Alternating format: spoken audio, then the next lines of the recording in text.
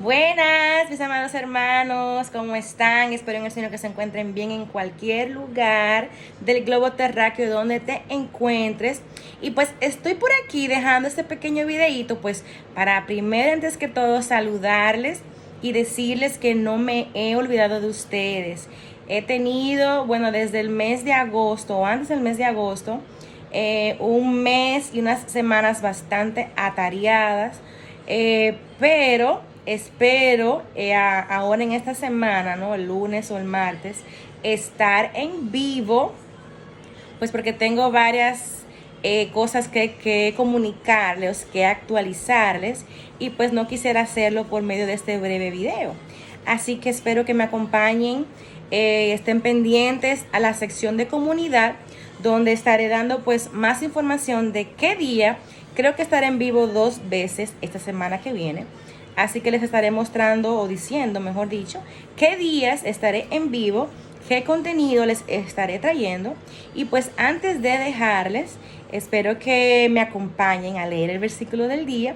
No será un estudio profundo del mismo, más sí quisiera traerles palabras de aliento, porque sé que a todos, sea en el nivel espiritual que estemos, sea en el nivel vamos a decir, de tranquilidad o no tranquilidad que estemos, siempre nos hace falta el pan vivo, la palabra viva de nuestro Señor Jesucristo. Y el versículo del día de hoy está en Primera de Juan 2:6 y dice lo siguiente.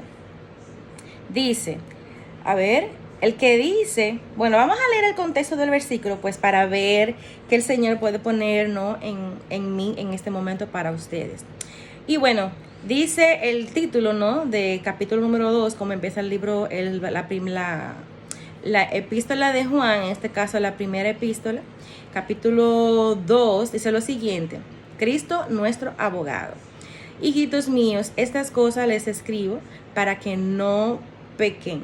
Y si alguno hubiera pecado, abogado tenemos para con él a Jesucristo el justo. Y Él es la propiciación por nuestros pecados, y no solamente por los nuestros, sino también por los de todo el mundo. Y en esto sabemos que nosotros le conocemos, si guardamos sus mandamientos. El que dice yo le conozco y no guarda sus mandamientos, el tal es mentiroso y la verdad no está en él. Pero el que guarda su palabra, en este verdaderamente el amor de Dios se ha perfeccionado. Por esto sabemos que estamos en Él. El que dice, ese es el versículo del día, el que dice que permanece en Él, debe andar como Él anduvo. ¿Quién es Él? El Señor Jesucristo. Porque en una porción de los evangelios, el Señor Jesucristo apunta y dice: ejemplo, ¿no?, os he dado, para que como yo os he hecho, ¿no?, como ustedes han visto lo que yo he hecho durante el ministerio, durante este tiempo que ustedes tienen conociéndome, ustedes también me imiten, ¿no? Ustedes sean imitadores de mí.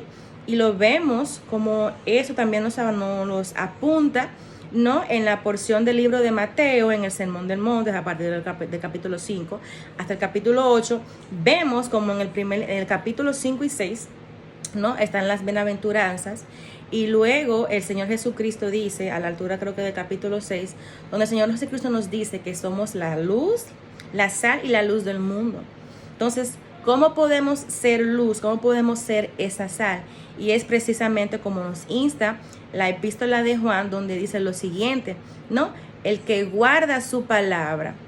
El que guarda su palabra quiere decir el que medita en ella, el que la mastica, el que la rumea, ¿no? Como ovejas del Señor, somos llamadas o llamados también en este caso a guardar su palabra, a estudiar su palabra.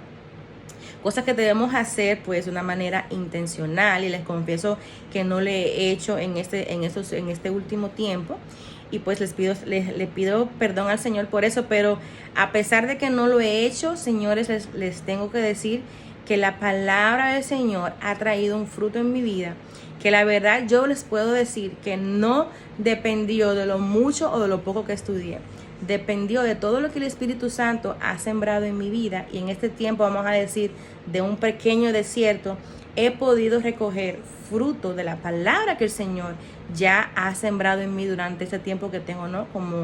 Como seguidora de Jesucristo, como su oveja, ¿no? Como discípula del Señor. Y dice lo siguiente, ¿no? Y sabemos que si guardamos su palabra, ¿no? El amor de Dios se ha perfeccionado, ¿no? ¿Y cuál es la forma más sublime y más hermosa donde el amor de Dios se ha perfeccionado? Es a través de la obra redentora de su Hijo Jesucristo. ¿Y qué dice? Como tenemos a Jesús en nosotros, dice la palabra, que su espíritu da testimonio a nuestro espíritu de que somos hijas e hijos de Dios, ¿no? Y ahora, si yo digo yo soy cristiana, ¿no? O yo creo en el Señor Jesucristo, yo le sigo, soy su discípulo, tengo que la palabra aquí nos da, es un imperativo, ¿no? Debemos de andar como Él anduvo. ¿Cómo anduvo Jesucristo? Primero, número 1, predicando el Evangelio. Vemos cómo inician creo que todos los evangelios dan inicio, ¿no?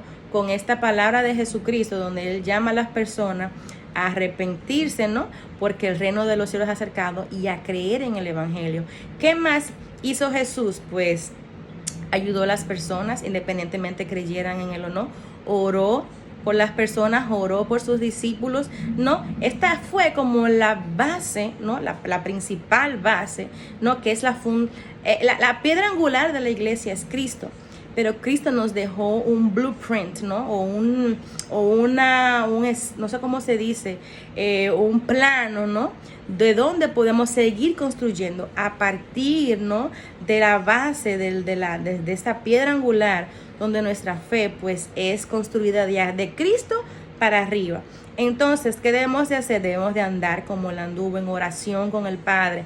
Debemos de orar. El Señor ha puesto tan fuerte en mi corazón en esta temporada de orar, como puse en estos días en la comunidad, de no dar nada por sentado. Y me llamó mucho la atención que en la iglesia, durante la oración de uno de los pastores, pues él habló de esto, de orar y de no dar nada por sentado. Entonces son como cositas, ¿no? Que yo voy escuchando, donde yo entiendo que el Señor está, pues, se puede llamar así, afirmando o comunicándose conmigo en las cosas que, pues, he estado meditando en los últimos días. Así es que yo me doy cuenta cuando el Señor quiere comunicarme algo o decirme algo, ¿no? Y pues bueno, entonces, ¿a qué nos llama también esta palabra? Número 1, andar como Él anduvo, ¿no? A guardar sus mandamientos, y también a entender, a saber que no debemos de andar como el mundo anda, en pecado, sin tomar en consideración a Dios, sin tomar en cuenta lo que Dios dice en su palabra. Así que si tienes una decisión que tomar, si estás pasando por algo en tu vida, entiende de que debes de meditar en la palabra del Señor, y que debes de buscar su consejo en la palabra. Y aunque sea difícil y aunque sea duro, debemos, no duro, pero sí esta batalla, ¿no? De nuestra carne y nuestro espíritu, ¿no? Donde sí sé lo que debo de hacer, pero no lo quiero hacer porque mi carne, mi tendencia humana, mi pecaminosidad me lleva a no obedecer al Señor, me lleva a no hacer su voluntad. Más vemos en la vida de Jesucristo, donde Él dice de que, bueno, su pan era hacer la voluntad de Dios, y que este sea nuestro pan.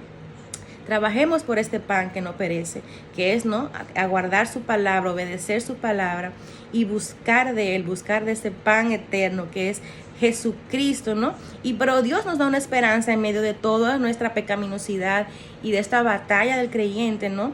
Entre de la carne, ¿no? Que vemos que en Gálatas, que la carne se antepone al espíritu para que no, porque la carne quiere, ¿cómo les explico? Quiere apoderarse de nuestra voluntad, se puede llamar así, pero tenemos el Espíritu de Dios que nos ayuda, que nos anima, que nos esfuerza a seguir a Dios, a obedecer su palabra y sobre todo a no hacer lo que la carne quiere que hagamos. Pero esto se da cuando estamos llenos del Espíritu, cuando caminamos en su voluntad y cuando estamos llenos de la palabra del Señor, no solamente como una manera de conocimiento, Cualquier intelectual puede tener conocimiento de la Escritura, mas no sin embargo ser transformados por ella, que es lo que queremos los cristianos. Queremos saber la palabra, queremos memorizar su palabra, pero no para tenerla como un mero conocimiento que al momento de ponerlo en práctica no dé fruto, sigamos nuestra vida como si nada. No, queremos memorizar, queremos aprender, queremos estudiar la palabra, pues para ponerla por obra, porque la fe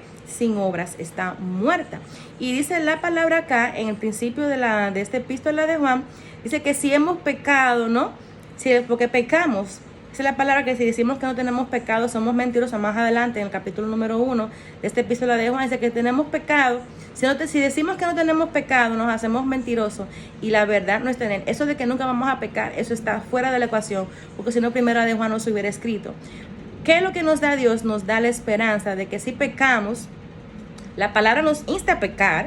No, la palabra nos insta, a no pecar.